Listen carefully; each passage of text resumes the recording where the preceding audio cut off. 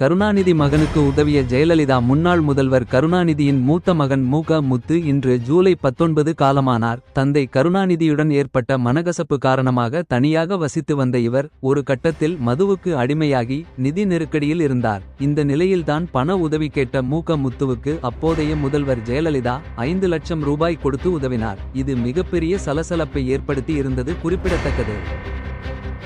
மதுரையில் வரதட்சணை கேட்டு மனைவியை தாக்கிய வழக்கில் காவலர் பூபாலன் கைது. வரதட்சணை கேட்டு மனைவியை கொடுமைப்படுத்திய விவகாரத்தில் மதுரையைச் சேர்ந்த காவலர் பூபாலன் கைதானார். இதற்கிடையில் வரதட்சணை கேட்டு மனைவியை தாக்கியது குறித்து தனது சகோதரியிடம் காவலர் பூபாலன் சிரித்து பேசுவது போன்ற ஆடியோ இணையதளத்தில் வெளியாகி வைரலாகி உள்ளது.